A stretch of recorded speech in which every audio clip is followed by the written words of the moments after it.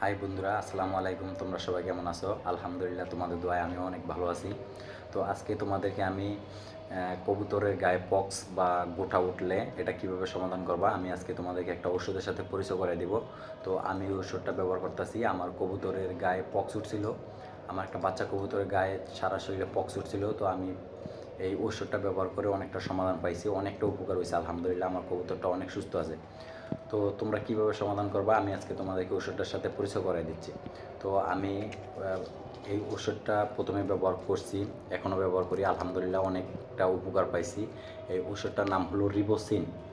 রিবোসিন যেই কোনো ফার্মেসিতে গেলে এই ওষুধটা পাবা। তোমরা তোমাদের কবুতরের গায়ে পক্স উঠলে এই ওষুধটাই না খাওয়াবা। যে আমি 3টা ওষুধ ব্যবহার করছি, আলহামদুলিল্লাহ আমার কবুতরটা সুস্থ হয়ে গেছে।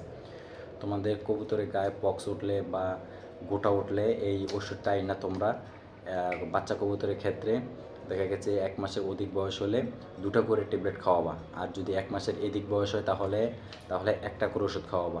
ঠিক আছে, একটা করে ওষুধ খাওয়ালে, বাচ্চা কবুতরের ক্ষেত্রে একটা করে ওষুধ খাওয়ালে তোমাদের কবুতরটা অনেকটা সুস্থ থাকবে, আলহামদুলিল্লাহ ভালো থাকবে। তো আমি আজকে ভিডিও পর্যন্ত শেষ করছি। তোমরা সবাই ভালো থাকো, সুস্থ থাকো। আল্লাহ হাফিজ।